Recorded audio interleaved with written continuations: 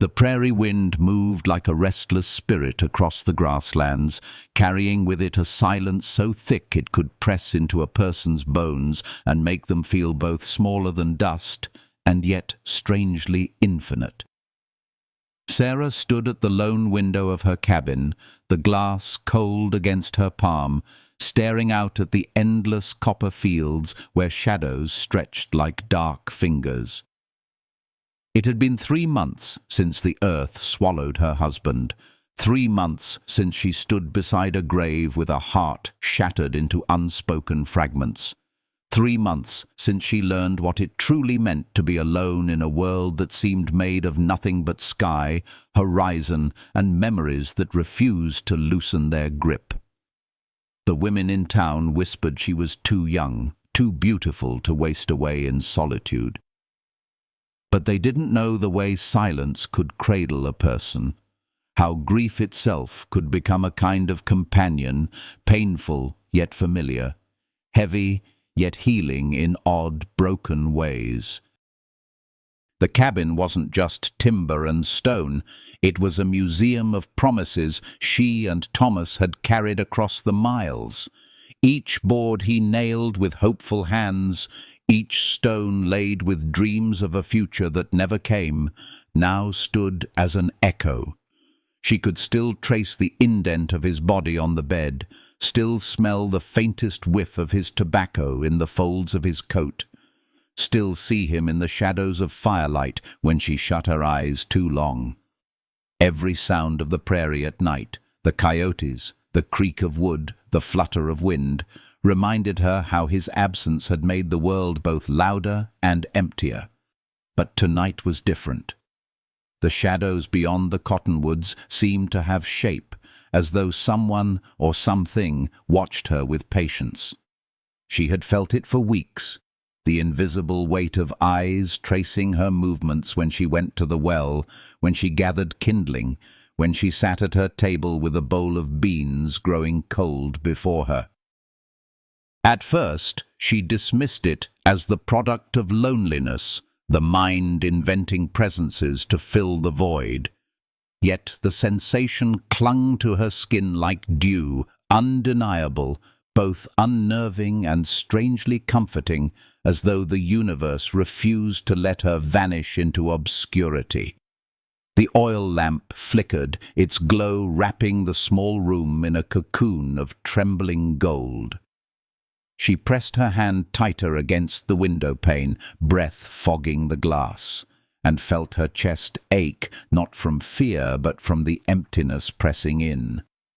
Somewhere in the darkness a sound arose, deliberate, steady, not the whim of wind nor the scamper of animals.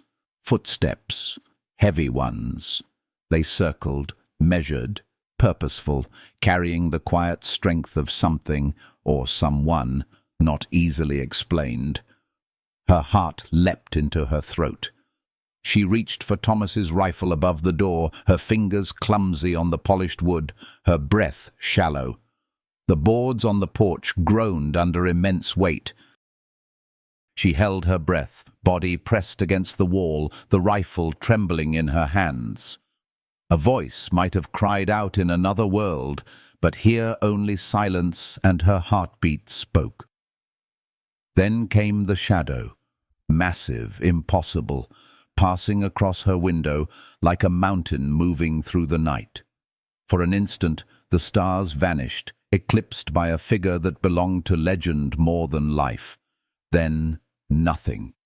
Only darkness returned, swallowing all trace, leaving behind a silence more suffocating than before. Sarah stayed there until dawn brushed the cabin with pale silver.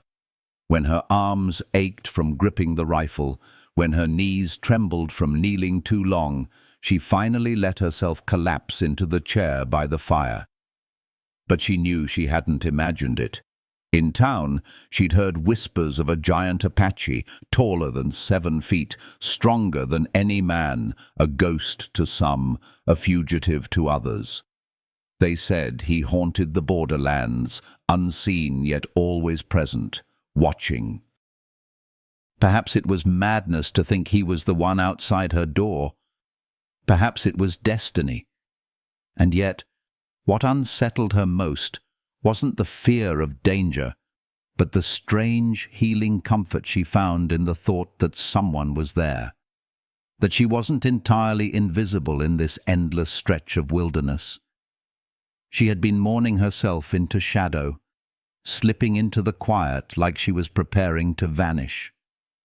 But now, something vast had noticed her, something that could topple her fragile solitude, something wild enough to remind her she was still alive.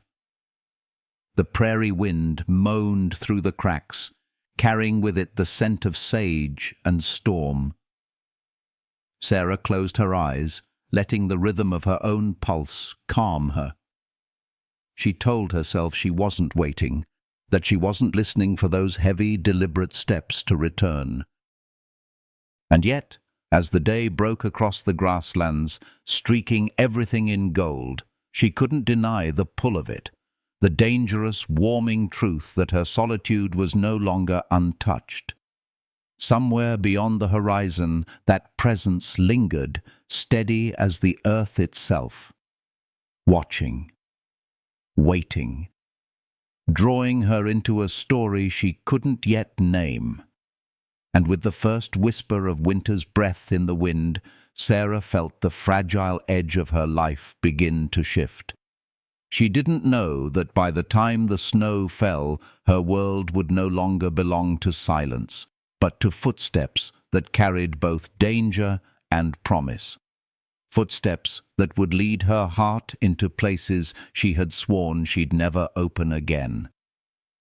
If this story begins to stir something in you, like the quiet warmth of a fire on a cold evening, I'd love for you to stay with me, to like, to comment your thoughts, to subscribe and walk further into this journey. Your presence here is like a healing touch across solitude, reminding me, as Sarah is reminded, that no one is truly unseen. And so, as the prairie wind carries us forward, let us step together into the next part of this tale, where shadows reveal themselves and promises are born in the most unexpected of places. The storm that swept across the prairie came with the suddenness of a striking hand, black clouds rolling over the land until the sky itself seemed to groan. Sarah barred the shutters, fed the fire, and tried to busy herself with small tasks. Yet nothing could still the racing of her heart. Lightning tore the night open again and again, each flash revealing the world as something alien, grass bent like waves, trees bowing like prisoners, shadows so sharp they looked alive. In one of those white-hot bursts of light, she saw him. He stood in the storm as if it were nothing, a figure carved against the horizon, immovable, ancient, vast. Rain streamed down his broad chest, lightning painted his face like a god of the wild. She gasped, but no sound escaped. When the light vanished, so did he. Yet her skin remembered the sight, tingling with awareness. Every nerve in her body ached with the certainty she was not alone. Then came the knock. 3 steady raps against her door, so deliberate they seemed to carry a promise. The sound rooted her to the floor, rifle clutched against her chest, breath shaking. He had circled her home for weeks like a guardian spirit, silent, invisible. But now, here he was, asking entry. The storm itself seemed to still for the moment, waiting for her answer. She pressed her ear to the door, trembling as she felt the weight of him just inches away, like leaning against a mountain. She whispered for him to leave, her voice cracking against the wood. In answer came a sound, low, deep, almost a laugh, but touched with something gentler. Then the steps moved away, heavy boards groaning under his retreat, leaving behind silence, the hiss of rain, and the wild beating of her heart. When morning came, she found his gift upon the porch, a bundle wrapped in oilskin, still damp with storm water. Inside lay venison, fresh and carefully cut, along with herbs whose earthy fragrance filled the cabin. She touched the meat with hesitant fingers, recognizing the precision of skilled hands. This was no savage act. This was care, deliberate and considered. She stored the offering, her chest tight with confusion, her mind fighting against the warmth that flickered inside her. Days turned into weeks, each one bringing some new sign of him. Footprints in the soil, shutters fastened after storms, firewood stacked neatly, game left at her door.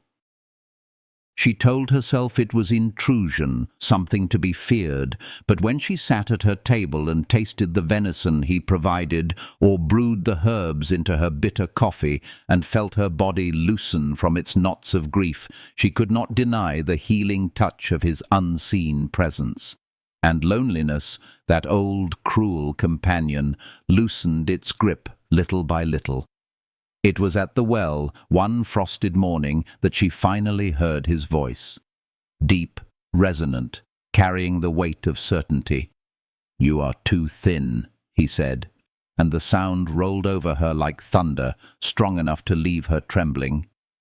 She turned, and there he stood, towering, copper-skinned, hair dark as a raven's wing, eyes like midnight water.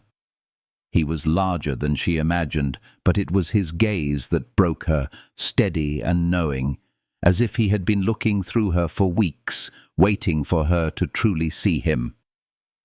"You've been leaving me food," she managed, her voice fragile.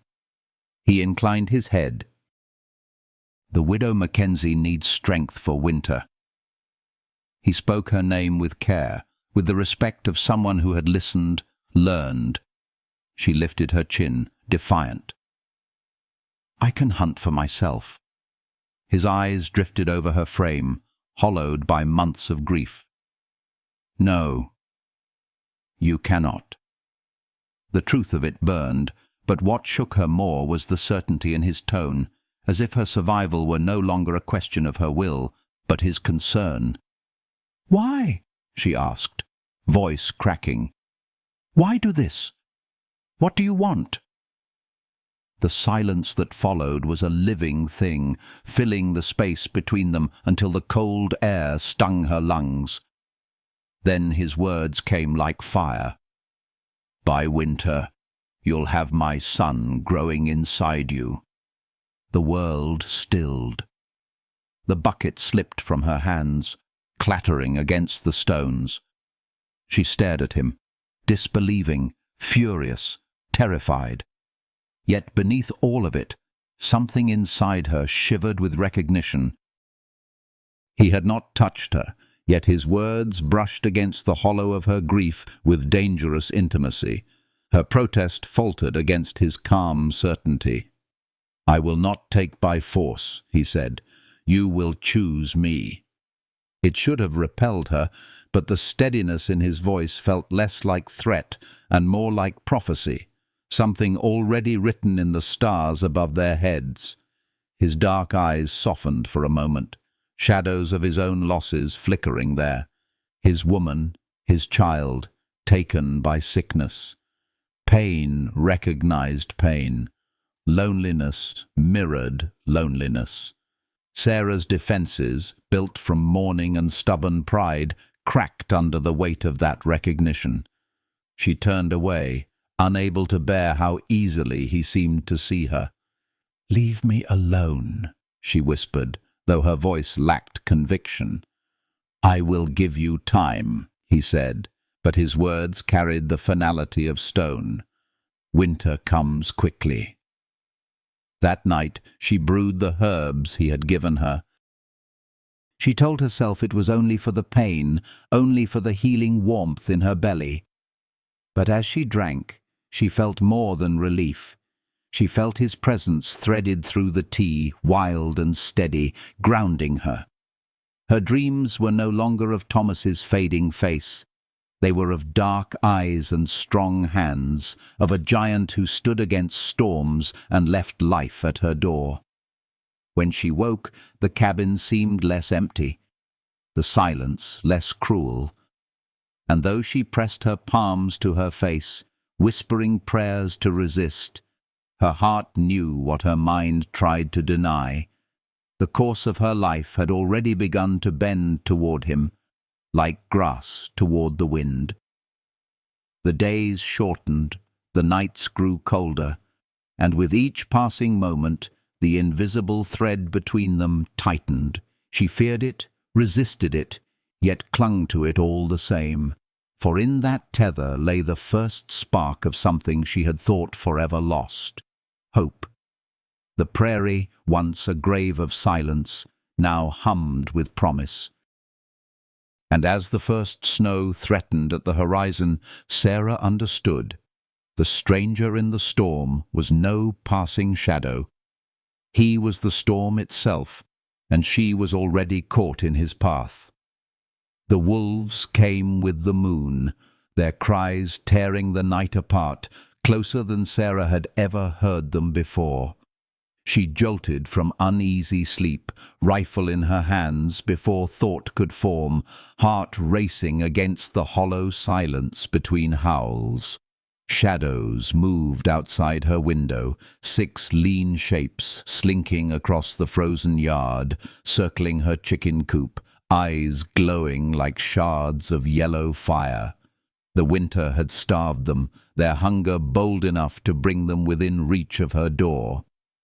Sarah's breath fogged against the glass as she tried to steady her hands, knowing one shot would scatter them for moments at best, and then they would turn their fury on her. The boards above her head groaned, a sound heavier than snow, deliberate, like a man walking across the roof. Her blood turned cold, then hot. She knew before she saw him. The shadow dropped from the roof in a silent arc, landing with the grace of a predator. He rose in the moonlight, bare chest shining silver, his sheer size dwarfing the world around him. A war club in one hand, a knife in the other. He moved with a calmness that didn't belong to this frantic night. The wolves froze, instincts screaming of danger greater than their hunger. One, the largest, the leader, bared its teeth, hackles raised and lunged. Ayan met it head-on. His growl echoed theirs, a sound both human and not, something older than language. He sidestepped the alpha's leap, his club striking down with bone-cracking force. Another wolf darted in, quick as shadow, but his blade caught it with merciless precision, blood spilling dark across the snow. Sarah's body pressed against the window, eyes wide, unable to look away. The giant moved like storm and stone, each motion efficient, powerful, final. The remaining wolves hesitated, their courage fractured. Then he howled. It was not a man's cry, nor a beast's. It was something in between, primal and absolute, claiming the land itself. The pack scattered into the night, their fear stronger than hunger. Silence rushed in behind them, broken only by the heavy sound of his breathing. Sarah dropped the rifle without knowing it, racing to the door, fumbling with the latch. "Ayan!" Her voice carried both relief and terror. When she opened the door, the wind slapped her face with cold. But what struck her harder was the sight of him swaying slightly, blood running down his side where a wolf's teeth had slashed him. "You're hurt," she gasped, reaching for him. "It is nothing," he said, though his knees bent with weakness. "Inside. Now." The command left her lips without thought.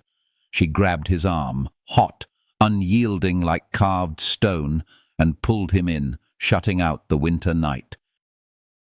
The cabin seemed smaller with him inside, his presence filling it like fire. Sarah's hands shook as she fetched water and cloth, kneeling by his side as he lowered himself into Thomas's chair. When she touched him, really touched him for the first time, her breath caught. His skin was a map of scars, each one a story, each one proof of survival. His body radiated heat, wild and steady, and she felt her own pulse trip over itself as she cleaned the wound. "Why?" she whispered, dabbing blood from his ribs. "Why risk yourself for my chickens?" "Not for chickens," he said, voice low, vibrating through her hands where they pressed to his skin. "For you." Her throat closed. The cloth slipped from her fingers. He caught her wrist, his hand enormous around hers, steady, sure. "You would have died," he said, his dark eyes searching hers with an intensity that unraveled her defenses. "They're all I have left," she murmured, ashamed of the smallness of her truth. "No." His thumb brushed her pulse, deliberate, tender. "You have more than that now." She wrapped his wound in clean bandages, trying to ignore how intimate it felt, how the simple act of tying cloth around his body made her feel tethered to him. Every brush of her hand, every glance of his eyes, carried a weight that left her trembling in ways that had nothing to do with fear. When she finally sat back, her knees weak, her breath unsteady, she whispered, "There, you'll live." "Yes." His hand tightened on her wrist. "Because you opened your door to me." The truth of it struck like lightning. She had.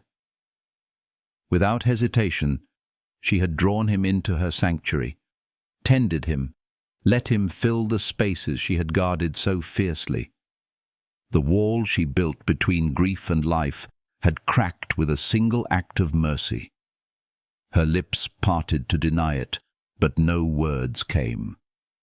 He rose slowly, testing his side, towering above her even wounded.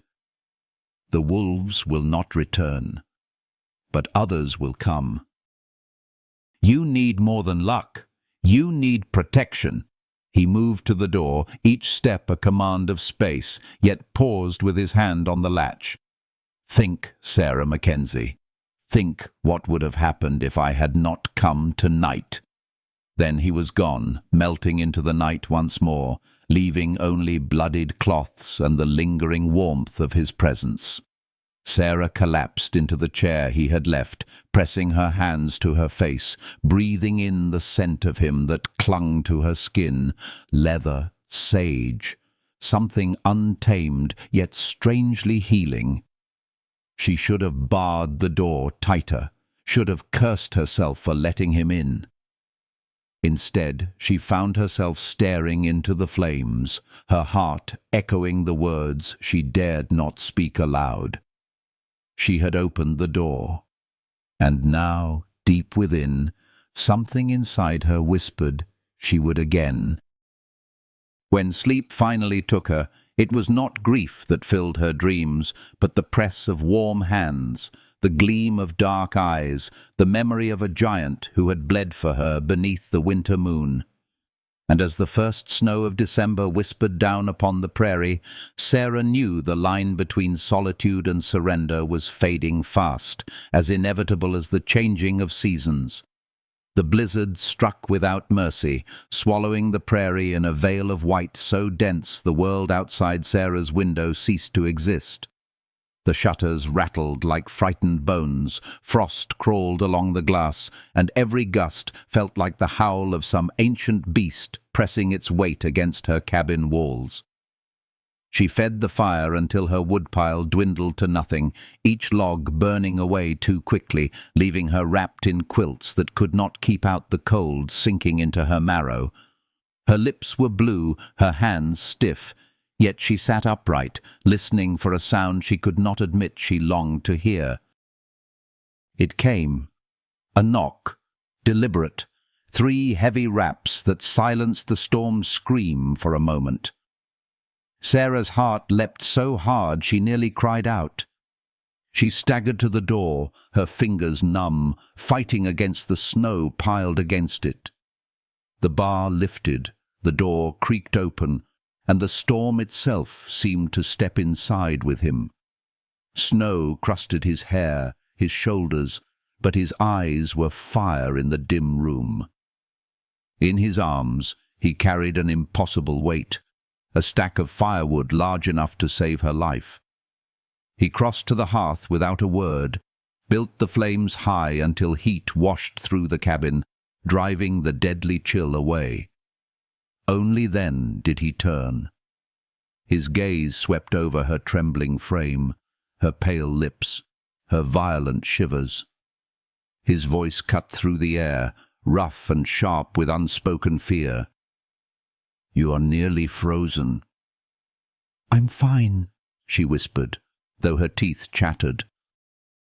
He moved before she could argue further, pulling her closer to the fire, his hands moving over her arms, her back, forcing warmth into her.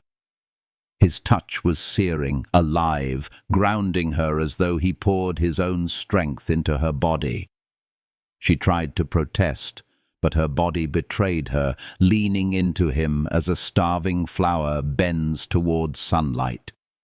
His muttered words in his own language sounded like curses, yet there was tenderness woven between them, a fierce kind of care that made tears sting her eyes. "You came," she whispered, her voice breaking. "Through the storm," he said simply. "I will always come." The flames roared higher, and with them her breath steadied. He brewed tea from the herbs he carried, dark and fragrant, pressing the cup into her trembling hands with a command. "Drink."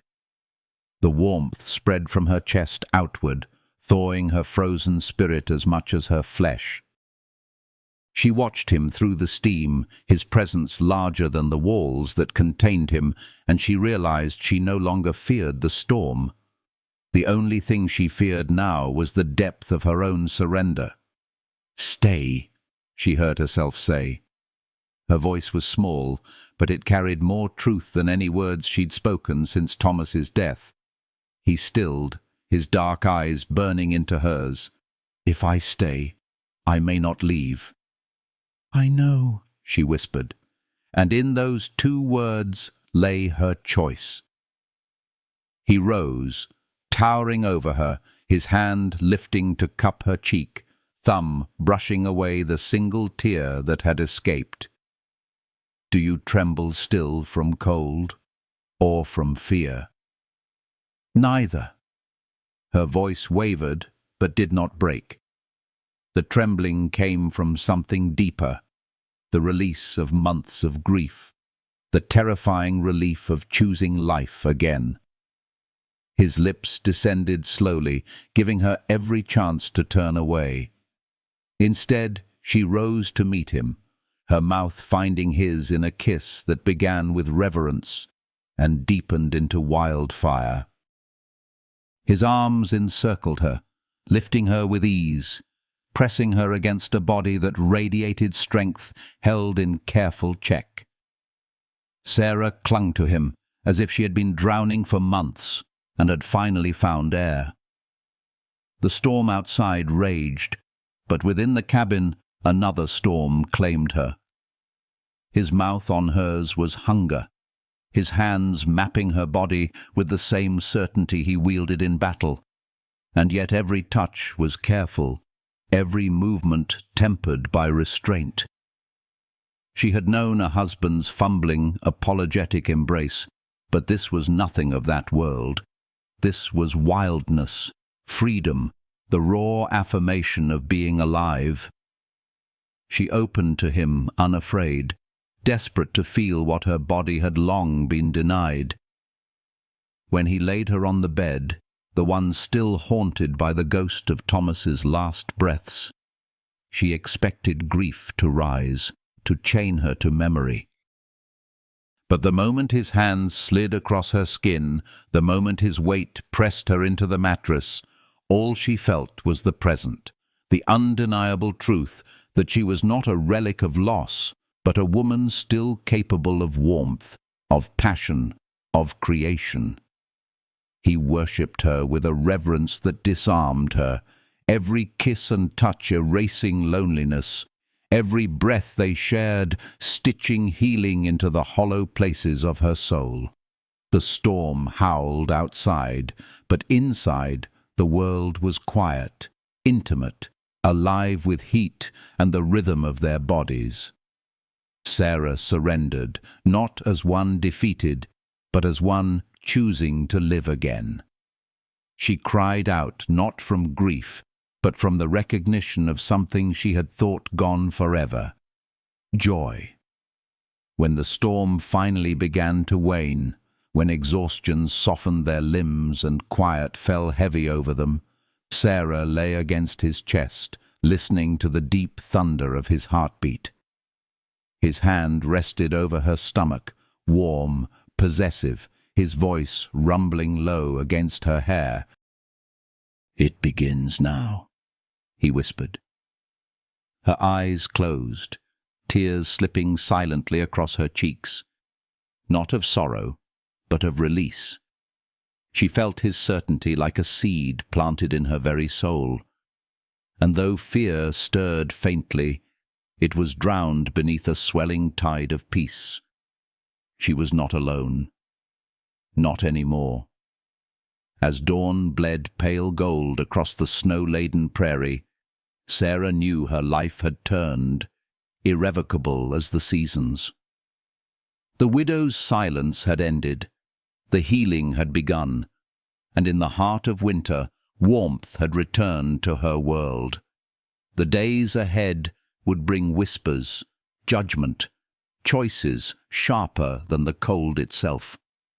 But as she pressed her face against his skin, breathing the scent of wild sage and smoke, she knew this truth with the same certainty the giant carried in every word he spoke. There was no going back. The door she had opened once, she would never close again. The mornings that followed the blizzard came wrapped in silence, a gentler silence than before, no longer suffocating, but filled with the warmth of another presence. Sarah woke not to the emptiness of her bed, but to the weight of an arm heavy across her waist, the steady rhythm of a heartbeat beneath her cheek. The fire still glowed from embers he had tended through the night, and the cabin smelled of smoke, herbs, and something new, something alive, like the first breath of spring breaking through frost. She rose quietly, wrapping herself in her shawl. But his eyes opened the instant she moved, dark and watchful, even in half-light. "You don't have to go," he murmured, voice rough with sleep. It rumbled through her, warming places the fire could not reach. She managed to smile, though her hands shook as she stirred the pot of beans left on the hearth. For so long she had cooked for no one, eaten alone with silence pressing in. Now even the small act of setting 2 bowls on the table felt like a revelation. Outside, snow lay heavy across the prairie, glittering beneath a sky washed clean by storm. Sarah opened the door, letting in a slice of frozen air. The world looked remade, every floor covered in white, and she wondered if she too was remade, if the woman standing in the threshold was the same who once clung to grief as though it were the only thing left to hold. Her eyes caught movement near the well, prints wide and impossibly long circling the cabin. She followed them with her gaze, realizing how he had braced her shutters, moved barrels, shielded her little homestead from the storm. Protection woven into every step he'd taken.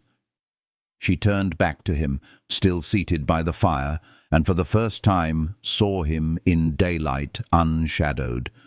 His scars were stories, his body both weapon and shelter, his gaze unflinching. Yet it wasn't his size that rooted her to the floor. It was the quiet certainty in his eyes, as though he had carried the knowledge of her all along and had simply been waiting for her to discover it. "You watch me even when I sleep," she said softly, not accusing, only acknowledging. "I watch because you dream loudly," he answered, the corner of his mouth lifting in something close to a smile. "You reach for what is no longer there. I wait for you to reach for what is." His words struck deep, tearing through layers she had wrapped around herself. She set the bowls on the table, her hands unsteady. "And if I never do?" "You already have." Silence fell between them, but it was not empty. It pulsed with unspoken truths, with the heat of memory from the night of the storm. Sarah sat across from him, her fingers tight around the spoon, but her eyes betrayed her, lifting to find his again and again. She hated how easily he unravelled her, and yet she could not deny the way her chest loosened when he was near, the way her breath came easier, her sleep deeper, as though his presence was a healing force she hadn't known she needed. Later that day, she rode into Clearwater, needing supplies, needing the fragile illusion of normal life. The townsfolk greeted her with careful kindness, their eyes sharper than their words. Mrs. Patterson remarked on her improved colour, the strength back in her face, the quiet vitality that had begun to return to her frame. Sarah deflected with small lies, but the weight of their gazes clung to her all the way home. She found him waiting at the edge of her land, not hidden in shadow, but standing tall in the open, his eyes finding hers before she even dismounted. "You went to town," he said, not as a question, but as a fact. "I needed supplies," she replied, fumbling with the saddle straps. "Coffee, flour, things civilized people use." "Civilized," he repeated slowly, as though tasting the word. He stepped closer, his shadow stretching over her in the low sun. "Is that what you call it? When they whisper about you, pity you, imagine you barren and broken?" Her hands froze on the saddle. She turned sharply, anger rising to shield the wound in his words. "How dare you?" "They smell death on you," he said, voice steady but eyes burning. "I bring you life, and still you cling to their pity." "They keep me safe," she countered, though the words faltered. His gaze softened, though his nearness made the air itself tremble. "No, Sarah, you keep yourself safe. They only remind you how much you've lost. I remind you what you still are." His hand lifted, not quite touching her cheek, hovering as though the restraint itself was a vow. "Alive." Her body leaned into the warmth of that almost touch, her throat tightening. She thought of Thomas, of empty nights and whispered lies of tomorrow, and she thought of the storm, of firelight, and the way this man's hands had remade her from ashes. For the first time, the grief did not drown her. It simply rested beside something else, something fiercer, something healing. "I don't love you," she whispered, the words shaking, as if they belonged to another version of herself. His eyes darkened, but his voice remained unshaken. "Love comes after. First comes choice, then trust, then bodies learning each other. Love grows from such soil."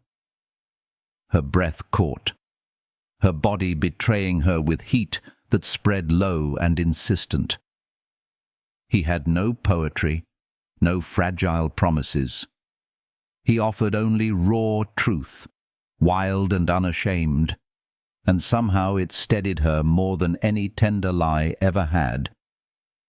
She turned her face away, the setting sun washing the snowfields in blood-red light. "I need time."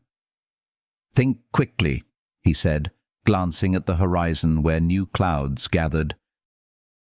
"Snow comes soon, and with it, decisions." That night, Sarah lay awake, the echo of his words pressing against her chest like the weight of the storm itself.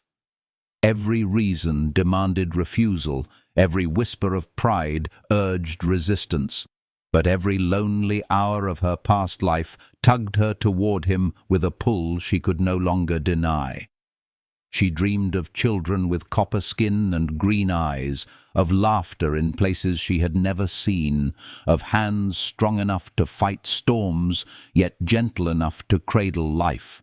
When dawn painted the prairie in pale silver, Sarah knew her heart had already begun to move, quietly, dangerously, toward him. And though she pressed her lips tight, telling herself she still had time to decide, deep down she knew winter would not wait, and neither would he. The wolves were only the first warning. 3 nights later, the prairie trembled beneath a new storm, not of snow this time, but of suspicion. Sarah woke to the distant sound of hooves breaking frozen ground, the rhythm of riders crossing the wide fields. She dressed quickly, pulling her shawl close, her heart sinking as she saw them appear against the horizon. 3 men, Sheriff Watson among them, his deputies flanking him like shadows. Their figures grew larger with every beat of her pulse, their horses puffing steam into the cold morning air.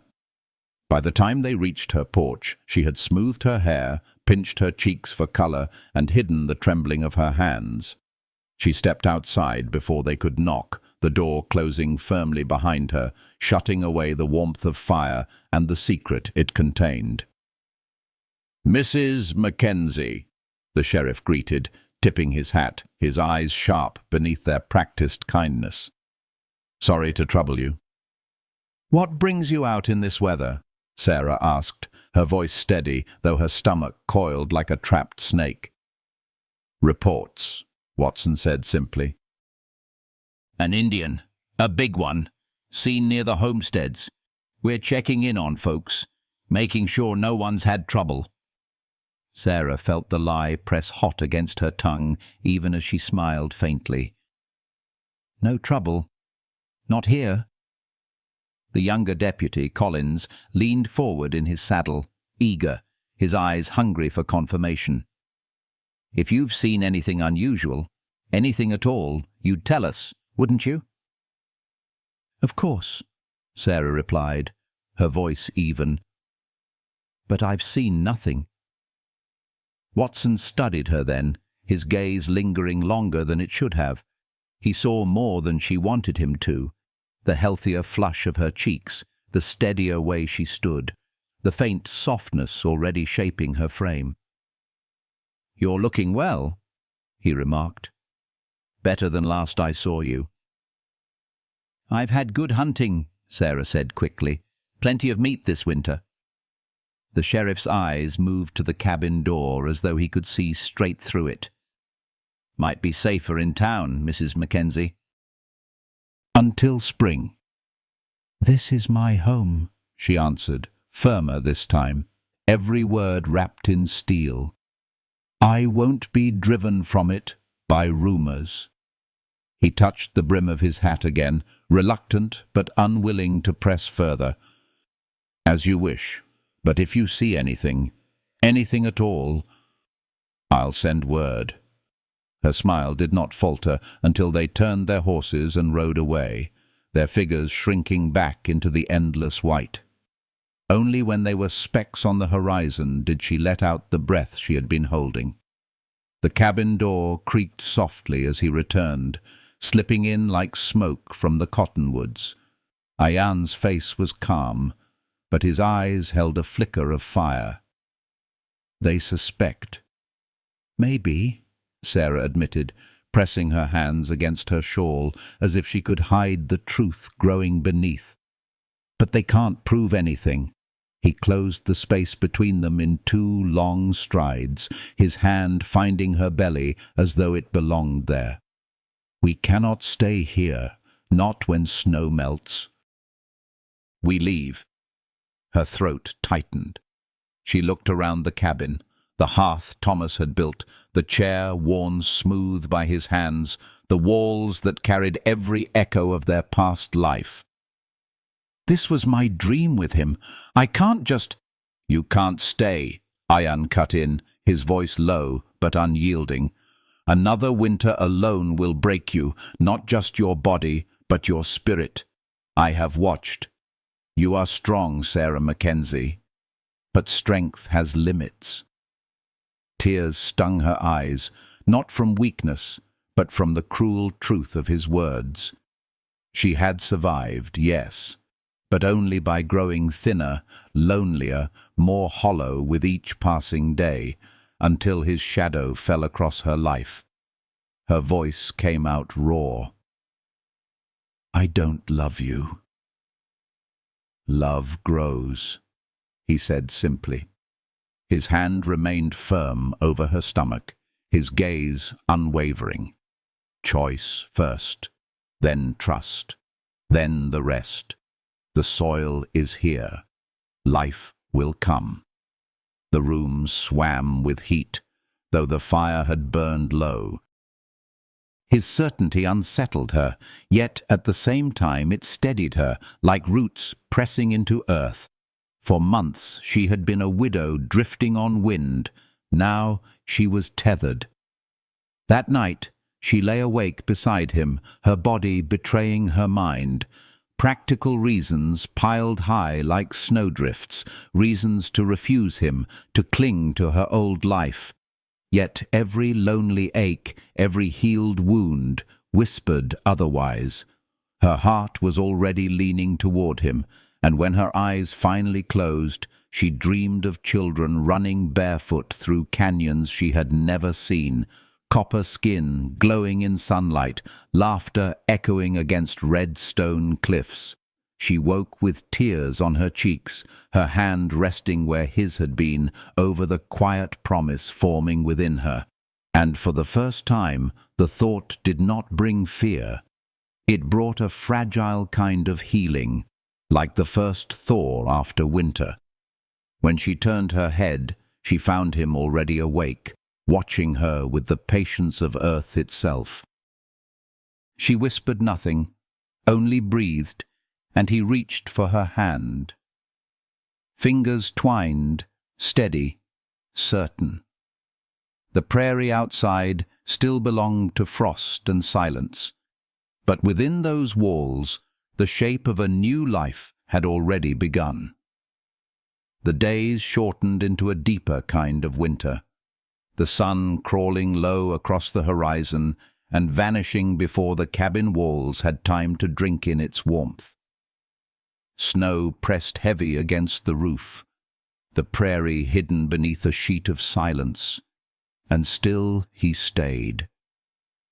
Ian no longer came and went like a phantom.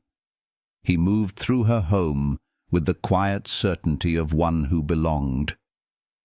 He stacked firewood high, repaired the roof where storms had torn shingles loose, carried water when ice thickened over the well.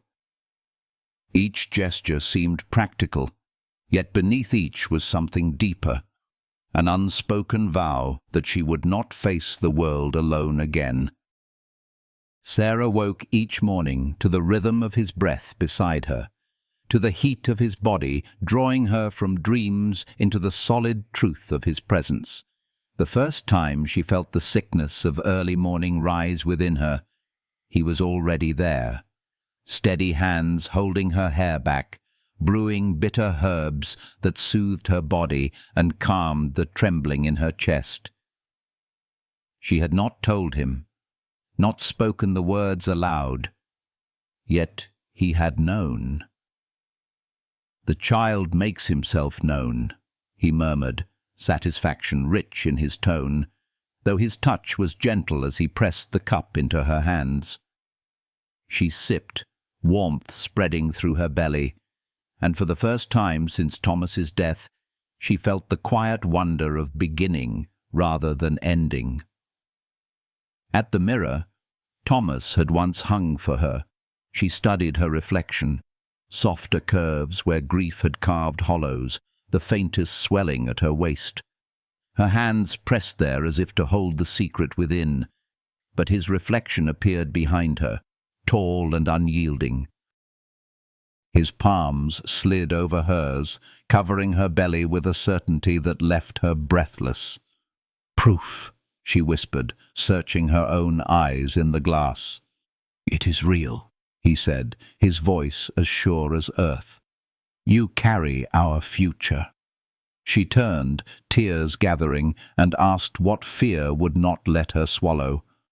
"And what of the town, when they see me, when they see him?" "They are not your world any more," he answered, his thumb tracing her cheek. "You will walk between two paths now. You will learn my ways, as our child will. No whispers, no pity, only life."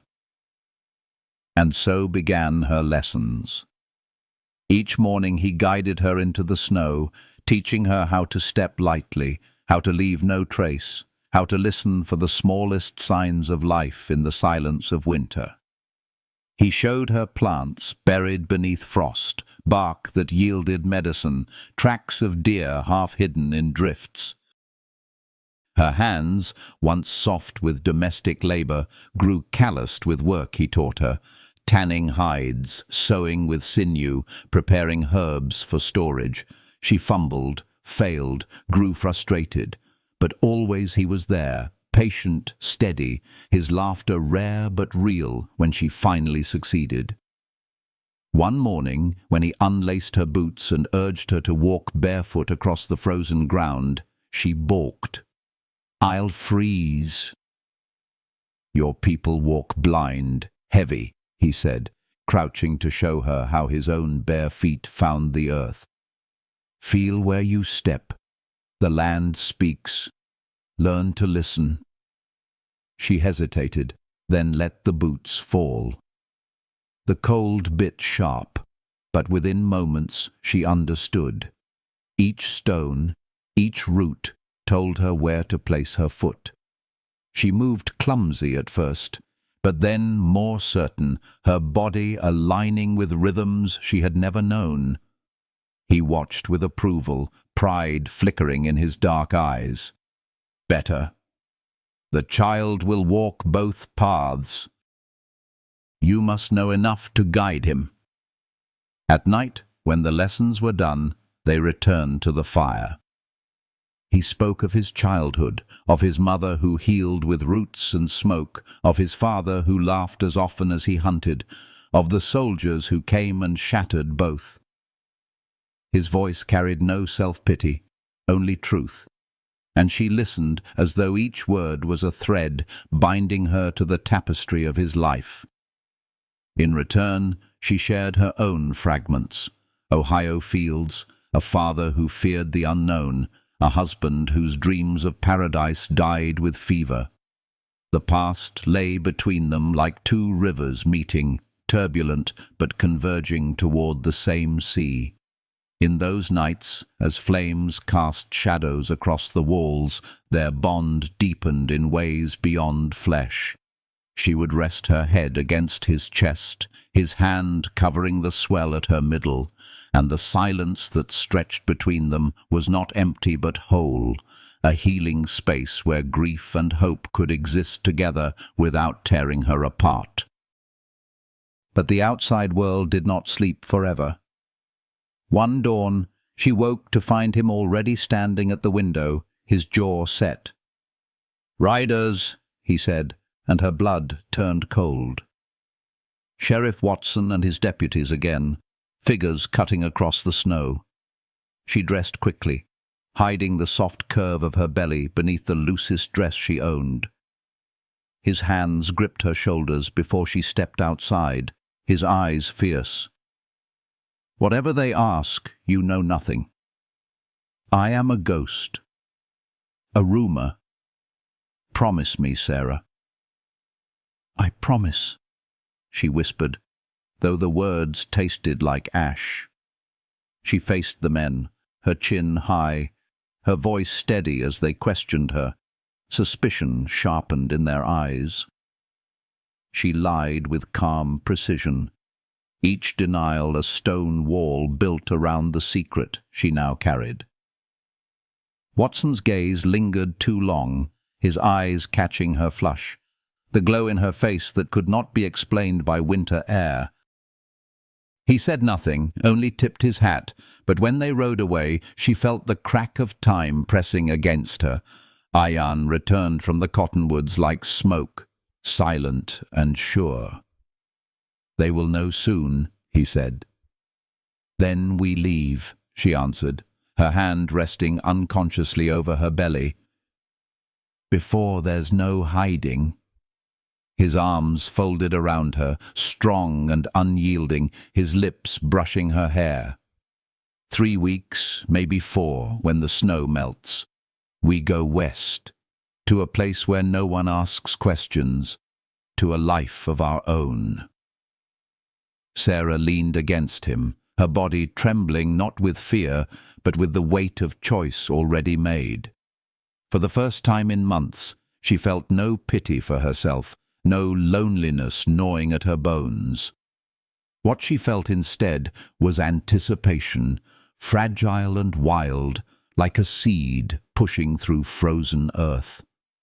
And when the child stirred within her for the first time, a flutter like wings against her womb, she gasped and pressed his hand to her belly. His eyes softened, fierce and reverent all at once. "Our son," he said, certainty burning through the quiet. "Or daughter," she whispered back, a smile breaking through her tears. His lips curved into the faintest smile. "The spirits have shown me a son." She didn't argue. It didn't matter. For what quickened inside her was proof she had not vanished into grief. Proof that life still bloomed in the most barren winter. The prairie was still bound in ice, but within Sarah, spring had already begun. And as she leaned into Ayan's warmth, listening to the steady beat of his heart, she knew there was no turning back. The road ahead would not be safe, but it would be theirs. A new life was calling, and she was ready to answer. The shortest day of winter arrived wrapped in silver frost, the sky heavy with clouds that pressed low over the prairie. Sarah felt the change before the first pain came, an ache low in her belly, a tightening that stole her breath and made her grip the edge of the table. "It's time," she whispered, her voice breaking with both fear and wonder. Ayan was beside her instantly, his steady hands at her waist, his eyes burning with a light she had never seen before. Fear lived there, yes, but woven with fierce joy. He had prepared for this moment as carefully as he did for storms. Clean cloths folded by the fire, water warmed in the largest pot, herbs laid out with a healer's precision. Yet no preparation could hide the tremor in his breath as he said, "The child chooses a powerful night, when darkness turns toward light." The hours that followed blurred into pain and fire, her body overtaken by an ancient rhythm she could not resist. She had helped other women through birth before, but nothing prepared her for the storm inside herself. She walked when he told her to walk, leaned on his arm when the waves of pain crashed too strong, cried out when her strength faltered, and through it all his voice anchored her, low, steady, unwavering. "Breathe, Sarah. You are strong. You carry life." His words poured into her like medicine, like healing water on scorched earth. Snow fell outside, silent and endless, while inside the cabin, firelight painted the walls with a golden glow. Between contractions, Sarah clung to the sight of it, the snow drifting softly, the promise of morning hidden beyond the storm. "Tell me again," she gasped, "about the place we're going." He spoke while supporting her, his deep voice carrying her beyond the pain. "There is a valley, red stone, and clear water. A town called San Lucia, where a priest married a Mexican woman and asks no questions of love. We will wed there, if you wish it. Our son will walk freely, without shame." His words steadied her, gave her something to reach for, like a horizon waiting beyond darkness. When the final moment came, raw and overwhelming, Sarah bore down with every shred of strength she had left. A scream tore through her throat, half agony, half triumph, and then a cry, sharp and alive, filling the cabin with sound more beautiful than any hymn. Ayan's hands, so large, so steady, lifted the child, his voice breaking with awe. "A son," he whispered, his eyes wet with tears he did not hide. He placed the child against her chest, and Sarah felt the weight of him, warm and real, small fists curling as though he clung to her very heart. Her tears fell freely, baptizing him in salt and love. "He's perfect," she whispered, tracing the shock of dark hair, the tiny mouth, the eyes already opening as if to meet the world. "Samuel," Ayan said, his voice filled with reverence. "Samuel Ayan Mackenzie, a name from your world and mine." Samuel means God has heard. Sarah looked up, their son nestled between them, and saw the truth in his eyes. "He heard you," she murmured. "No," Ayan said softly, pressing his forehead to hers. "He heard us. Our prayers, our grief, our call for life." The afterbirth passed. The fire burned higher, and the cabin settled into peace.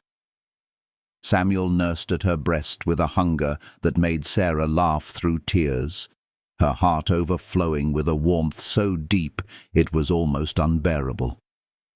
She leaned back into Ayan's arms, and for the first time in years she felt not just alive, but whole.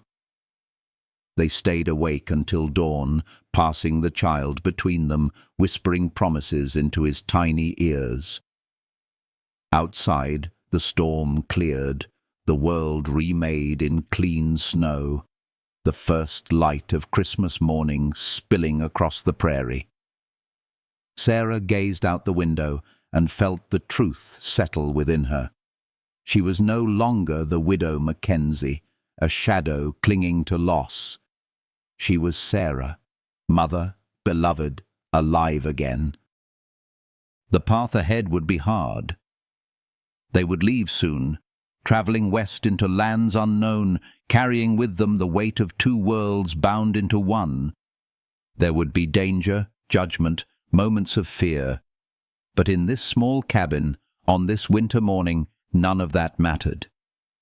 She had chosen. He had claimed her not with force, but with steadfast presence. Together, they had brought forth life where only grief had lived before. Sarah pressed a kiss to Samuel's head, then lifted her gaze to the man who had transformed her sorrow into promise.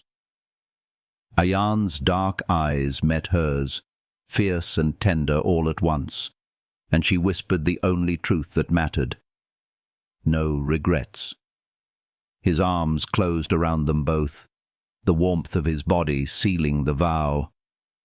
"Only gratitude," he said. The fire snapped, the baby sighed in his sleep, and the prairie outside gleamed beneath the rising sun. A family had been forged from loneliness and longing, from courage and wild faith. Love, strong enough to heal the deepest wounds, had risen with the winter dawn. And as their story settled into its first chapter, a new one waited beyond the horizon, bright, untamed, and full of hope. If this tale has touched your heart, if Sarah and Ayan's journey has brought warmth to your own quiet spaces, I invite you to share your thoughts in the comments. Like, subscribe, and stay with me as we continue weaving stories of love, healing, and courage, because every voice, every presence here keeps the fire of these stories alive.